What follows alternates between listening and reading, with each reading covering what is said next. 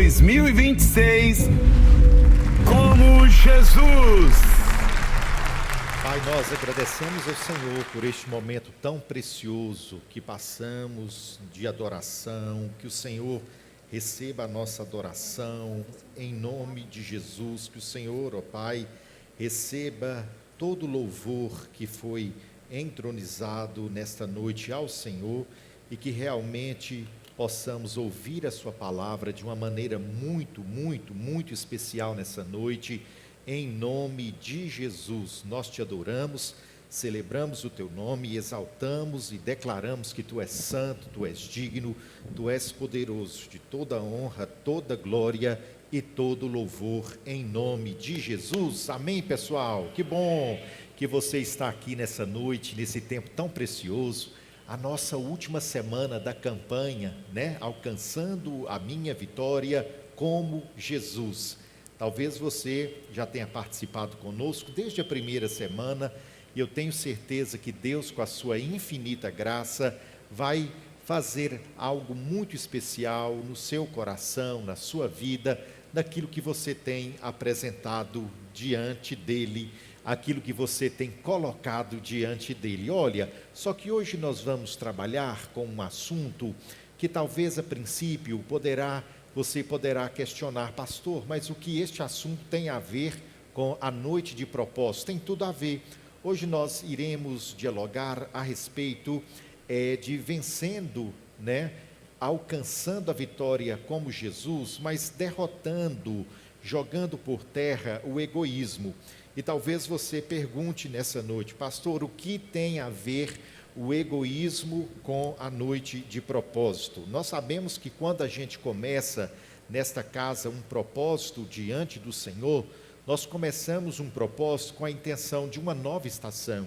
Em várias áreas da nossa vida, da nossa jornada, quando você coloca aquela pulseirinha, quando você começa as 7 semanas, quando você apresenta algo diante de Deus, o seu interesse é viver uma nova estação. Por exemplo, você começa um novo propósito a respeito da sua vida profissional. O que você deseja? Que a sua vida profissional viva uma nova estação. Talvez você chegue aqui vivendo o inverno e você deseja viver o verão. Talvez você viva aquele tempo tão ruim e você deseja viver algo novo da parte de Deus. Mas o egoísmo, que é a palavra que nós iremos trabalhar nessa noite, o egoísmo, o que ele faz? Ele obstrui a nova estação, ele bloqueia o acesso a novas estações. Então, por isso que, para que realmente alcancemos este novo tempo, para que realmente alcancemos este novo momento, nós precisamos vencer essa guerra com o egoísmo. Nós precisamos sair vencedores, mas nós não conseguimos sair vencedores em nós mesmos. Nós só conseguimos sair vencedores contra o egoísmo com Jesus. Por isso que vem esse tema, alcançando a minha vitória como Jesus, alcançando aquilo que Ele tem para a minha vida, alcançando aquilo que Ele tem para a minha história. Se você olhar aqui nesta noite para essa imagem, você perceberá algumas curiosidades. Você está vendo um homem com excesso, enquanto as outras pessoas ao redor estão com as mãos vazias. O que é o egoísmo? O excesso do eu. Todo o egoísmo, ele vem acompanhado de excesso. É o excesso do egocentrismo, excesso do eu. É você permitindo com que a sua vontade venha orquestrar a sua história de vida.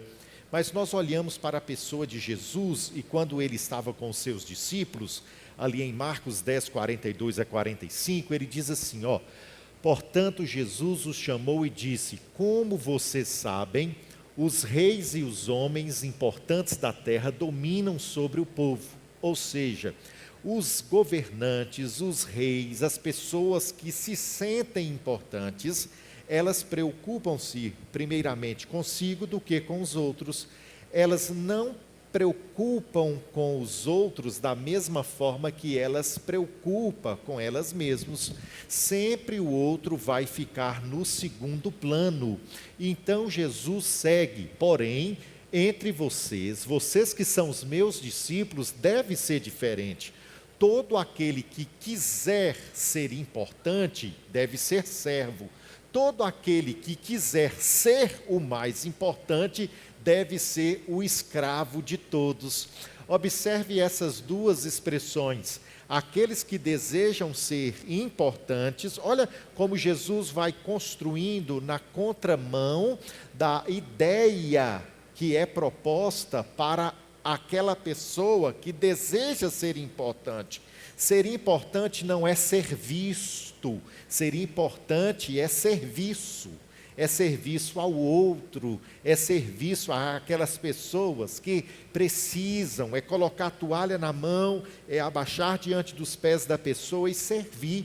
A proposta de Jesus é essa. O importante, aquela pessoa diante do olhar dos céus, realmente é importante quando elas entendem que a sua vida é um serviço ao outro.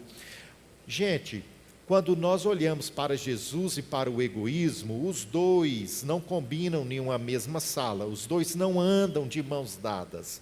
Jesus e o egoísmo, eles não andam de mãos dadas. Nós precisamos tirar os olhos de nós mesmos e colocar o nosso olhar nos outros. Nós precisamos tirar os nossos olhos da nossa situação e começar a olhar para a situação dos outros. Quantas vezes nós começamos um propósito aqui na igreja e nós queremos que as coisas sejam feitas da nossa maneira, da nossa forma. Deus, eu quero que o Senhor me dê a resposta na primeira semana. Eu quero que o Senhor me dê a resposta na segunda. Senhor, eu não quero chegar na quinta semana sem a resposta. E você vai olhando para você mesmo, você vai olhando para você vai olhando para o seu próprio caminho, a sua própria situação, a sua própria dor. Enquanto Jesus está nos ensinando algo muito importante, enquanto você olhar para si mesmo, talvez você não vai conseguir obter êxito naquilo que você tem apresentado diante de mim. Deus nos convida a tirar o nosso olhar de nós mesmos e começar a olhar para o outro, começar a olhar para outra situação. E quando você começa a tirar o olhar de você mesmo e coloca o olhar na outra pessoa ou em outra situação, Deus vai trabalhando ao seu favor. Há um movimento nos céus quando nós abandonamos o egoísmo. Há um movimento nos céus quando nós deixamos de olhar para nós mesmos. E eu dividi hoje a nossa exposição, o nosso diálogo em 3 blocos. Por exemplo, eu vou falar aqui no primeiro momento a respeito do bloco dos relacionamentos. Depois eu vou falar do bloco das finanças. E depois eu vou falar a respeito do bloco da minha missão, do meu propósito. São 3 blocos que eu dividi a nossa exposição nessa noite. Por exemplo, a nossa área de relacionamentos.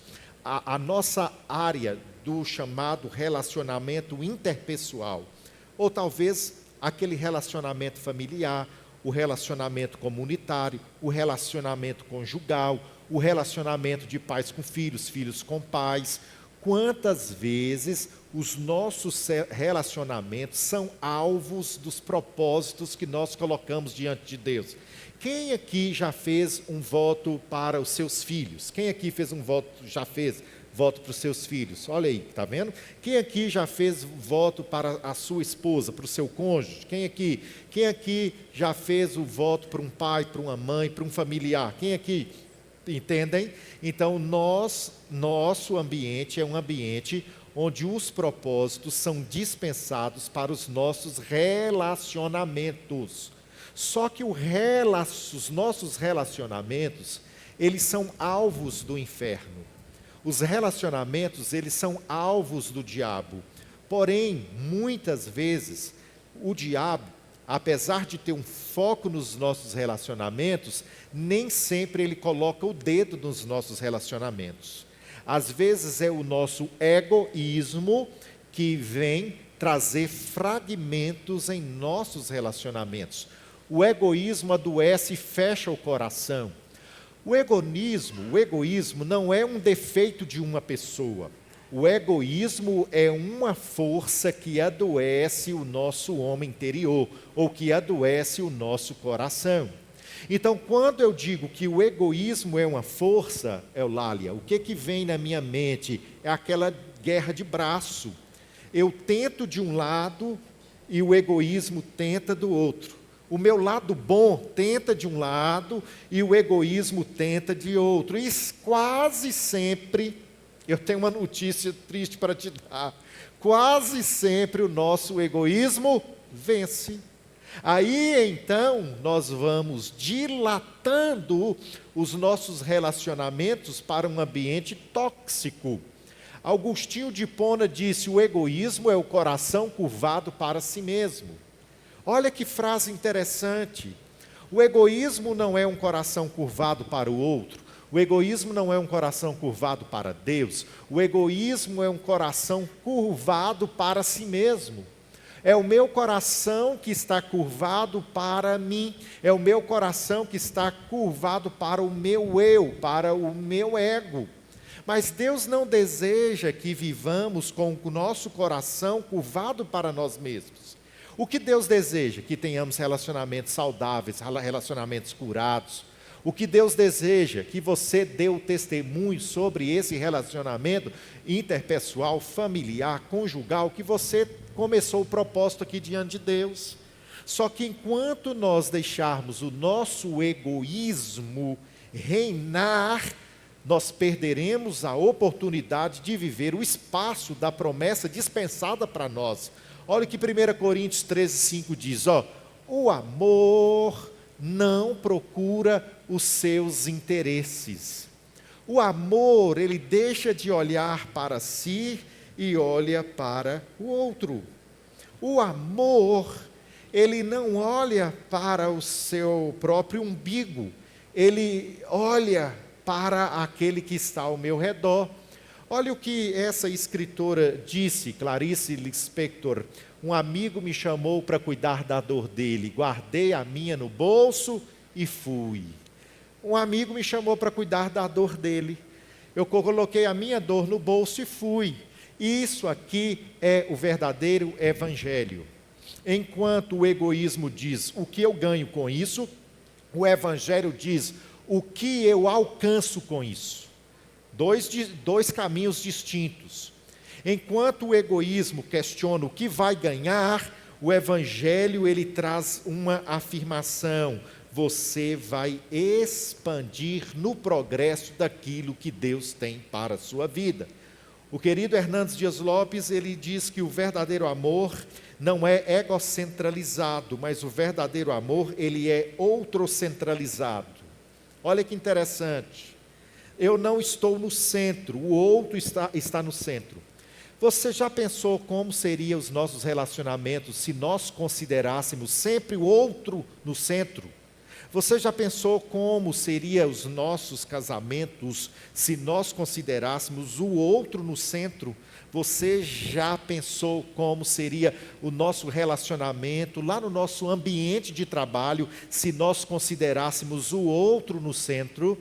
Deixaríamos de olhar para a nossa própria história, para a nossa própria vida e passaríamos a cuidar do outro. Então, o que isso tem a ver com a noite de propósito? Tudo a ver, sabe por quê? Existem promessas que você não alcança porque você continua no centro. Existem promessas que você não escreveu o seu testemunho aqui ainda porque você olha demais para você. Então Deus está despertando você nesta noite, filha. Não olhe para você apenas, olhe para o outro. Será que não existe alguém com um problema pior do que o meu? Enquanto você vai fazendo a campanha, você precisa se envolvendo com aquilo que Deus deseja fazer na vida do outro. Quantas vezes nós não temos forças para poder ser um canal de Deus na vida do outro, mas com a força do Espírito Santo nós conseguimos transbordar na vida do outro. Deus não quer que você fique enclausurado no seu próprio eu. Deus deseja que você, apesar das suas dores, seja uma bênção na vida de outra pessoa. O convite de Deus para nós não é nos trancarmos em nossa dor, é usar a nossa dor como um trampolim para ser bênção na vida de outra pessoa. Não fique lambendo a sua dor, não fique acariciando a sua dor, use a sua dor como uma mola propulsora para ser bênção na vida de outra pessoa. Este é o nosso primeiro bloco, o bloco dos relacionamentos. Talvez você está aqui hoje e você vai começar o propósito para algum relacionamento. Talvez você vai começar hoje o voto para o seu relacionamento, mas eu quero te falar, enquanto o egoísmo predominar no seu coração, você não vai alcançar aquilo que você deseja. Deus deseja que você tire o olhar de si mesmo e comece a olhar para a situação de alguém. Se não existe uma situação de alguém diante de você, passe a orar: Deus, coloque a situação de alguém diante de mim, para que eu passe a gastar a minha força nesta situação, e enquanto eu vou trabalhando, ajudando uma pessoa, o Senhor vai trabalhando ao meu favor. Não foi isso que aconteceu comigo uma vez? Um dia a irmã Irenice me chamou: pastor, vamos na casa de uma moça chamada Rayane. Eu fui lá com a Irenice. Nós oramos, nós intercedemos. Rayane estava com a saúde delicadíssima, mas quando eu saí de lá e coloquei os meus pés fora da casa de Rayane, eu falei: olha, pela situação que eu estou vendo, Rayane não consegue viver. Graças a Deus, Rayane está no processo até de casamento agora. Rayane, então, Deus permitiu Rayane ir ali até uma médica. Deus usou a médica, Rayane ficou bem. Depois eu passei uma situação com a minha esposa parecida com a de Rayane. Nunca pensava que ia passar isso na minha casa. O Espírito Santo me lembrou: liga para Irenice. Irenice fez a ponte. Então Deus permitiu com que nós fôssemos na mesma médica que Rayane foi, e o Senhor usou uma situação para trazer um movimento de cura na vida da minha esposa. Mas eu não olhava apenas para a situação dela.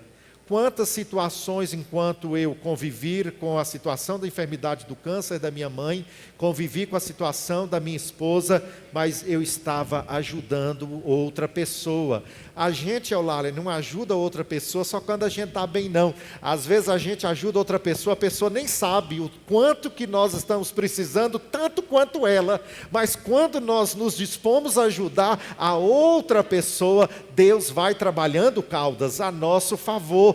Quantas vezes Zé Caldas esteve aqui neste altar, passando por tanta situação, passando por tanta batalha, mas enquanto ele ajudava a igreja a adorar, através do dom que Deus deu a ele, Deus foi fazendo um movimento na situação que ele estava vivendo. É o Deus que trabalha nos bastidores, que os olhos não enxergam, as pessoas não veem, mas ele trabalha e faz o impossível acontecer. É este Deus que nós servimos. E quando você está em movimento, e quando você está envolvendo com aquilo que ele deseja que você envolva, os céus vão trabalhando ao seu favor. Os céus não deixam você sem resposta, os céus não deixam você sem milagre, os céus não deixam a sua situação sem uma intervenção, porque Deus continua sendo Deus. O tempo pode mudar, as estações podem mudar, mas Deus continua sendo poderoso para entrar na sua causa, para entrar na sua batalha. Deixe de olhar para a sua dor hoje e olhe para a situação de alguém, porque enquanto você olhar para alguém, Deus vai entrar na sua situação. Quem crê, dê um glória. Lá fora pode estar chovendo, mas aqui dentro tem brasa viva. Amém, irmã? Amém, irmã Keila? Posso ouvir um glória aí, irmã Keila? Ô, glória! Lá fora pode estar respingando, mas aqui fora tem brasa viva. Quem crê, quem crê, quem crê, quem crê? Ô, glória! Primeiro bloco, relacionamentos. O segundo bloco, o egoísmo quebra o ciclo de colheita abundante. Provérbios 22, 9. A pessoa generosa será abençoada. Olha o que a Bíblia diz. A pessoa generosa, ela vai ser abençoada. Qual é o nível da generosidade no seu coração? Porque, meus queridos, a situação espiritual acontece assim, ó. A semente é lançada na terra, depois a semente morre, depois essa semente nasce, essa planta que outrora era uma semente cresce e depois ela gera uma colheita abundante. Aquilo que Deus coloca em nossas mãos é para ter o comportamento dessa semente. Mas o que muitas pessoas fazem é isso aqui, ó. Elas enxergam a semente como troféu. É meu, ninguém toca.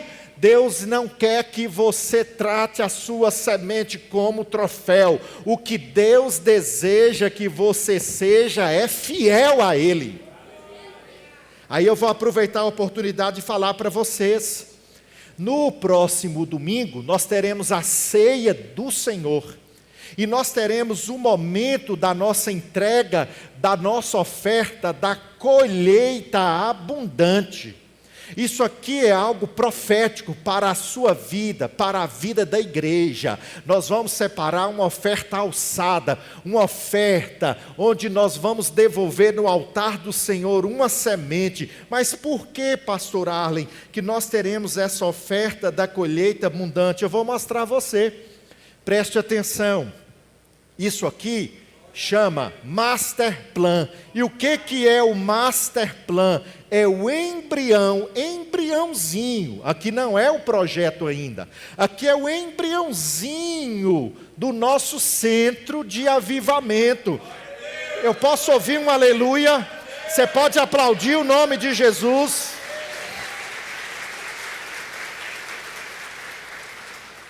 Aqui ainda, eu sonho com um espacinho aqui ainda do lado, eu creio que Jesus vai providenciar, mas aqui nós temos o nosso templo, aqui nós temos os ambientes, que é onde vai funcionar o pessoal da transmissão, o pessoal do criativo, aqui vai funcionar várias salas que vai estar preparando o culto para a internet, aqui nós teremos, Rangel, a sua piscina aqui, Rangel, ó a piscina aqui, Rangel. Então nós teremos a piscina para uma ação social, o jovem nadar, o adolescente nadar, tudo sob a supervisão de pessoas cheias de Deus. Aqui nós temos a torre de oração, essa piscina vai servir para a gente batizar as pessoas. Aqui nós teremos a quadra para esporte, aqui a gente vai ter o ambiente do Kids, aqui nós vamos ter a área de educação, aqui nós teremos todo o espaço da clínica, todo o espaço da ONG, aqui nós teremos o estacionamento. Futuramente teremos algo aqui que será para monetizar essa ONG. Nós teremos uma cafeteria. Gente, isso aqui é só o embrião do centro de avivamento. É só o embriãozinho. Isso aqui não é o projeto ainda não. Isso aqui chama Master Plan. Só para a gente ter ideia, Eulália, dos lugares. Só que eu não sei fazer isso, Eulália. Você sabe? Você sabe, Zé? Você sabe, Natália? Eu sei dialogar sobre a Bíblia, eu sou teólogo, mas eu não sei. A senhora sabe, irmã Irene, fazer isso aqui, irmã Irene? Isso aqui tem uma profissional que está regendo todos os passos do projeto. E quanto que é um projeto desse, pastor? R$60 mil. Então nós precisamos vestir a camisa desse projeto. Nós temos esse desafio aí para a gente pagar. Mas eu sou um pastor que caminho debaixo de fé. Não é porque a gente tem os 60 mil, vamos fazer, não. É porque eu caminho debaixo da fé. E Deus é o Deus da provisão. E como você poderá participar? No domingo você vai vir no culto das 18 e das 19h30. E você vai trazer uma oferta alçada ao Senhor. Senhor, eu vou participar desse projeto. Deus vai tocar no seu coração e você vai abraçar esta visão. Existem muitas pessoas que estão na igreja e são levadas pelo mau exemplo de muitos líderes e muitas igrejas que não tratam as coisas de Deus de forma séria e deixam de ofertar e deixam de dizimar na obra do Senhor. Deixa eu te falar uma coisa, se você não entende sobre isso, se você nunca leu sobre isso e você é levado por pessoas que falam que dízimo não é de Deus, o dízimo é de Deus tanto quanto a palavra a qual está escrita que Jesus morreu pelos meus pecados. Na palavra está escrito, e na palavra também está escrito sobre a fidelidade. Então, se você nunca leu, eu vou te indicar um livro. Reverendo Hernandes Dias Lopes, Reverendo Arival Dias Cassimiro, 2 ilustres teólogos e pastores do Brasil, homens de Deus. Se você tem dúvidas sobre esse tema, adquira lá na nossa livraria depois, para que você entenda a importância de vestir a camisa na sua igreja, de ofertar, de dizimar. Mas muitas vezes nós somos egoístas. Não, o que eu tenho é o meu troféu. Não é troféu não, meu irmão. Não é mérito. O que você tem é Deus que tem dado você.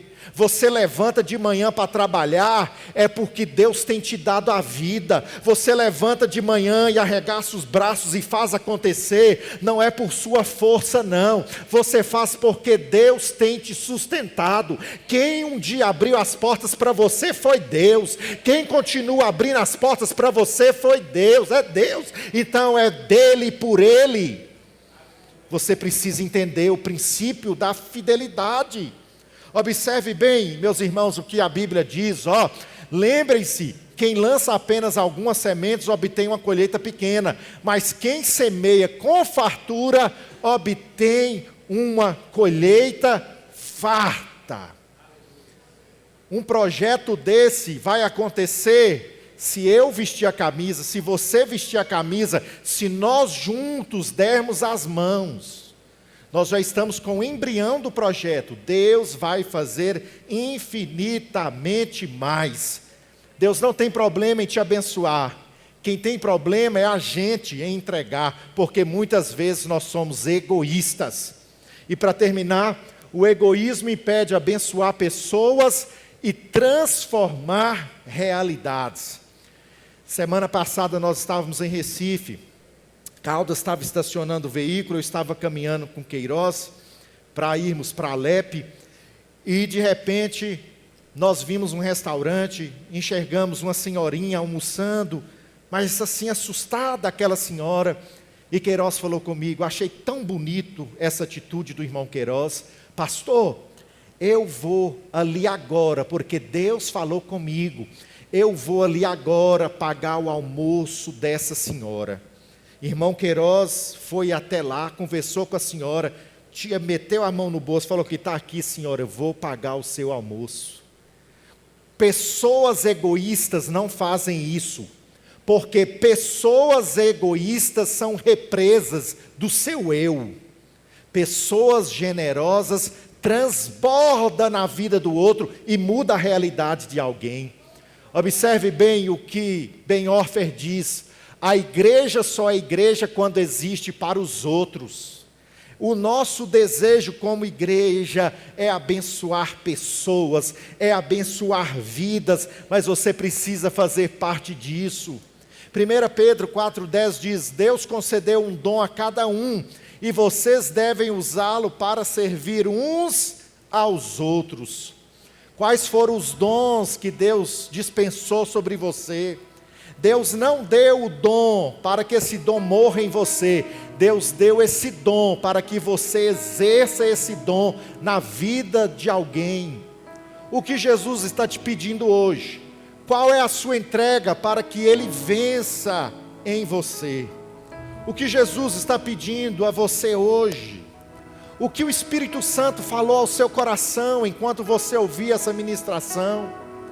Talvez hoje Ele está pedindo você a sua vida. Talvez você venha aqui nessa programação, nessa reunião, e você vai deixando o seu coração ser levado pelo egoísmo. Pastor, mais tarde eu entrego a minha vida a Jesus. Mais para frente eu entrego a minha vida a Jesus. Outra hora eu entrego a minha vida a Jesus, porque eu tenho que participar disso, eu tenho que ir naquilo, eu tenho que fazer isso, eu tenho, ó o ego, ó o eu.